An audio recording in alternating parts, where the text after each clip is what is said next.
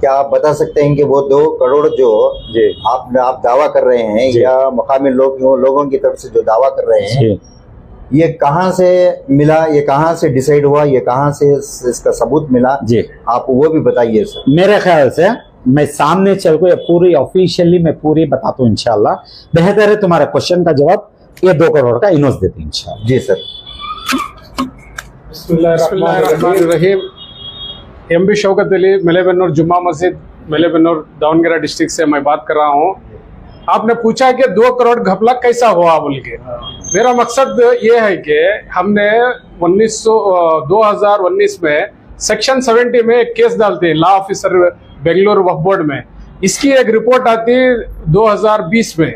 इसमें एक रेकमेंड करते हैं कि ये कमेटी को डिस्मिस करना, जो एमबी मोहम्मद रोशन के हेड पे जो चल रही थी, मुतल्ली होके चला रहे थे, वो इलीगली एक 10 साल से चलते हुए आ रही थी। इसका एक खात्मा हो गया और उसके बावजूद इनका 5 साल का ऑडिट करने के लिए एक डायरेक्शन मिलता। डायरेक्शन मिलने के बावजूद भी वक्फ स्टेट वक्फ वाले नहीं काम करते। हमें भी ट्रिब्यूनल को जाकर डायरेक्शन लेको उनको सस्पेंड कराते, 11 आदमी की टीम भी सस्पेंड कराती। उन्होंने क्या करते हैं बोले तो रेजोल्यूशन में डुप्लीकेट सेना करते मेम्बरान के, डुप्लीकेट मेम्बरान के सेनागर को 20 लाख रुपए वक्फ काउंसिल से ले लगाते, 20 लाख रुपए ले लगा को बैंक से सेल्फ ड्रा कर लेते। वो आज तक अभी पेंडिंग है। रहने के बावजूद भी वक्फ ऑफिसर उन्हें मिलने क्या करती, इदारे के पैसे 24 लाख रुपए है ना वक्फ काउंसिल को जमा कर डालती। और उसके साथ साथ एसीओ की एक रिपोर्ट आती, उसमें भी 2 करोड़ का घोटाला सामने आ जाता। और उसके साथ साथ एक फैक्चुअल रिपोर्ट आती, वो इसमें भी होता। 5 रिपोर्ट आने के बावजूद भी नहीं कर रहे हैं लोग। इसके वास्ते हमें क्या करें, ट्रिब्यूनल में जाकर एक एप्लीकेशन फाइल करते हैं। एप्लीकेशन नंबर 14 2022 में फाइल होता और उसके बाद डिक्लेरेशन होता। क्या बोले तो ये जो 2 करोड़ रुपए मिस अप्रोप्रिएशन हुआ, इनके पास ex managing committee and members, इनके ऊपर तुम्हें है ना कार्रवाई करके उसीली करो बोल को। उसके बाद क्या है, इन्होंने नहीं करते। करने के बाद भी हमें 15-20 एप्लीकेशन डालते हैं और रोज भी जाकर आते हैं, होने के बावजूद भी नहीं करते। बाद प्रेशर आने के बाद परवेज खान जो सीओ थे, उन्होंने क्या करते हैं 32 आदमी के ऊपर डिमांड नोटिस 96 इश्यू करते हैं। 96 इश्यू करने के बाद 60 दिन की नोटिस रहती है। 60 दिन के बावजूद भी नहीं रिकवरी नहीं होता। हमें क्या करते हैं वक्फ ऑफिस के सामने जाकर धरना बढ़ती, ये वसूली कर को उनके ऊपर क्रिमिनल केस करो कर बोल को। उसके बावजूद भी नहीं करते। फिर भी हमें भी ट्रिब्यूनल को जाकर लीगल शेल्टर लेते। अब परसों OS ये अपील नंबर 54/2024 में एक ऑर्डर होता, विथिन 1 मंथ के अंदर उनके पास वसूली करो बोल को। अब तक अभी नहीं कर रहे। ये कैसा मसला है? करना कौन था ये करना जो स्टेट वक्फ ऑफिसर और डिस्ट्रिक्ट वक्फ ऑफिसर एक रेकमेंड लेटर भेजना है।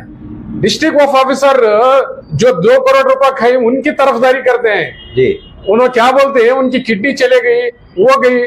अरे भाई उनकी तो किडनी गई, तू चुप है ना, तुझे कीड़े पड़ को मरते बोल के बोलता हूं मैं जी। कीड़े पड़ को मरते, ये अल्लाह का तुझे तेरे पर अजाब नाजिल होता अगर को बोलता हूं मैं। यानी उनके कहने का मतलब उनकी किडनी चली गई इसलिए पैसा पूछने का नहीं, पैसा पूछने का नहीं, उसको बचाओ बोल के बोलता है आदमी। अच्छा अच्छा। एक ऑफिसर हो को वक्फ की हिफाजत करने वाला, वो बोलता है कि है ना उनके कैसा भी करके बचाओ, वो अच्छा आदमी है। अच्छा आदमी है तो 8 रिपोर्ट क्यों दिए, आपने क्यों दिया रिपोर्ट? मेरा ये सवाल है जी जी। इसके बावजूद भी क्या है, इतनी है ना एक हड़दर्मी बोलते हैं हमारी तरफ, वो इतनी हड़दर्मी चल रही है वक्फ ऑफिसर की, जो अपनी मर्जी में आया वो करते हैं। अभी वो टेनेंट जो अभी जो नई कमेटी है उसमें 2 टेनेंट है, एक टेनेंट है, एक अदर मस्जिद का एक मेंबर है जी। उनको है ना डिसमिस करो बोले तो जाओ आगे जाओ, आगे जाके फाइल करो। पैसे हम खर्च करना, ये है ना राज करना, ऐसा मसला है। मेहरबानी से मैं वक्फ मिनिस्टर से मैं दरखास्त करता हूँ, मिनिस्टर साहब आपने जो बोला है सही बोला है, जो वक्फ का माल सूचेगा खाने का तो उसे कीड़े पड़ते बोल के, मगर है ना आपके साथ जो रह रहे हैं ना पहले उनको कीड़े पड़ना है। देखो मेरी अल्लाह से दुआ है। सर और दूसरी बात, जबकि ये मामला करोड़ों तक है, तो क्या आप बता सकते हैं कि यहाँ का इनकम सोर्स क्या हो सकता है? जैसा कि कमर्शियल बिल्डिंग्स वगैरह या कुछ भी दुकानें वगैरह? ये या बहुत खेत- अच्छा सवाल है आपका। ये क्या है बोले तो हमारे जुमा मस्जिद मिलेबिनोर की 32 एकड़ नीरावरी खेते हैं, 40 कमर्शियल कॉम्प्लेक्स है, बाद एक शादी महल है। इसकी कुल आमदनी सालाना 35 लाख रुपए आती है। इमाम मौजन इलेक्ट्रिसिटी का खर्च सब में मिला के 5 से 6 लाख रुपए खर्च आता है। साल को कम से कम 25 से 30 लाख रुपए बचते हैं। जी ये जो आदमी जो सस्पेंड होके है ना अभी जो 2 करोड़ का घोटाला कर रहा है, ये 10 साल से वहीं पे काबिज होके अपना राज चला रहा था। जी अब पूछने पर हम पे झगड़ा करके हमारे बच्चों पर भी हमला कर दिया, फिर भी हमें हिम्मत नहीं आ रहे। अल्लाह के फजल से ये अल्लाह की ड्यूटी बोल के कर रहे हैं। इंशाअल्लाह अल्लाह ताला, हमें अल्लाह से उम्मीद है, अल्लाह और उसके रसूल गवाह है, इंशाअल्लाह हमें जरूर कामयाबी मिलेगी। जब तक कामयाबी नहीं मिलेगी हम इससे हटने वाले भी नहीं, इससे पीछे हटने वाले भी नहीं। और जो ऑफिसर है ये बहुत गलत कर रहा है और रिकॉर्ड पूछे तो उल्टे सीधे देते हैं। जी डिस्ट्रिक्ट चेयरमैन मोहम्मद सिराज साहब बोलने के बावजूद भी हमको रिकॉर्ड नहीं दिए, जो इलेक्शन का रिकॉर्ड है अब तक अभी नहीं दिए। जी अभी ऐसा ही सताते अपने चला रहे हैं। अब वो फिर हमें है ना हाई कोर्ट में केस डाले हैं और ट्रिब्यूनल में एक केस चल रहा है इसके बारे में। हमारा मकसद क्या है? ट्रांसपेरेंसी रहना, बस हमारा मकसद ये है। ये यतीमों का माल, बेवाओं का माल, गुरुबा का माल 30% है ना, हमें है ना कंट्रीब्यूशन के साथ साथ गरीबों को देना है। वफका का ये है सर, जो सर्कुलर आप है। बात कर रहे हैं 30% जो भी इनकम होती है वो उसका 30% गरीबों में बांटा जाता है। जी जी क्या 10 सालों के दौरान कभी ऐसे कुछ मामला आपको जो पेश आए, आपने कहीं देखा कि इनकी तरफ से या इनकी कमेटी की तरफ से गरीबों में जो डिस्ट्रीब्यूट ये 1 रुपया 1 पैसा भी नहीं डिस्ट्रीब्यूट किया है। हमारे दोस्त के एक दादा साहब है नेल्लूर अब्दुल खादर साहब, 7 एकड़ 22 कुंटे नीरावरी जमीन देके गए। उनका मकसद क्या था? वो जमाने में 1947 या 48 में वो एक डीड करके जाते हैं, गिफ्ट डीड करके जाते हैं। उसमें कंडीशन क्या है? ये जो आमदनी आती है खेत की, इसकी 25% चिराग के लिए इस्तेमाल करें और 75% क्या है वो कौम के बच्चे जो पढ़ रहे हैं उनकी तालीम और तरबियत करें। तो ये पूछने के बाद हम पर भी हमला करते हैं। जी ये कैसा जुल्म है? प्रॉपर्टी देना, हम राज करना, ये कहाँ का ये इंसाफ है? मैं अवाम से आजिजाना गुजारिश करता हूँ कि ये आपको हर एक आप लोग है ना इसमें बेदार हो जाएं। ये वफ के मामला बहुत घोटाला चल रहा है।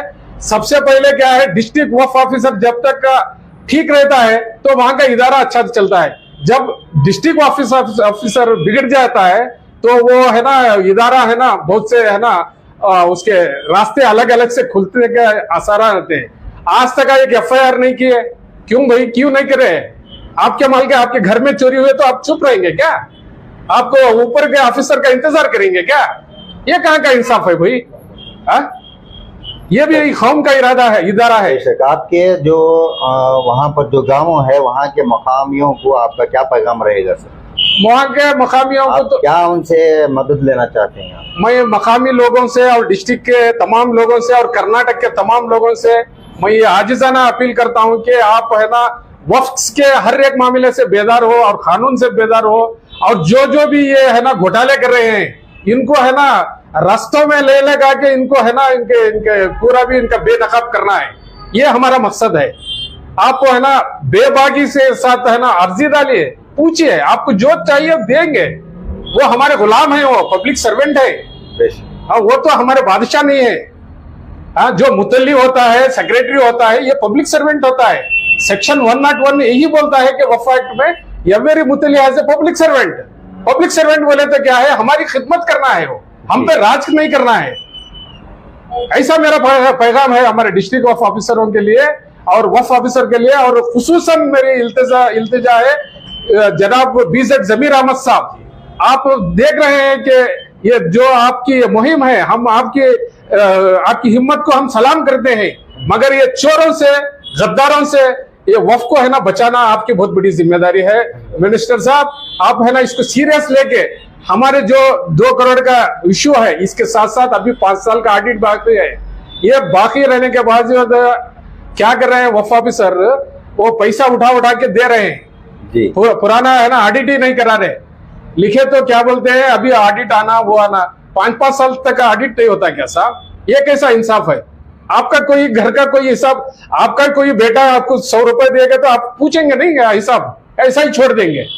ऐसा है। मेरी आजिजाना गुजारिश है कि वक्फ मिनिस्टर साहब से आप इस मामले को सीरियस लेकर इंशाल्लाह है ना, आप है ना ये भाई अल्लाह की जात से उम्मीद है आप जरूर से जरूर ये है ना सीरियस लेके हमारे 2 करोड़ रुपए वसूली करा के कौम और मिल्लत के लिए है ना एक एहसान करेंगे बोल के मैं आपकी वीडियो से है ना मैं ये इल्तिजा करता हूँ। जी, आपका बहुत बहुत शुक्रिया जो आप इंफॉर्मेशन दिए। आज की दस्तक न्यूज़ कर्नाटका की जानिब से मैं आपका बहुत शुक्रगुजार हूँ। अस्सलाम वालेकुम रहमतुल्लाहि।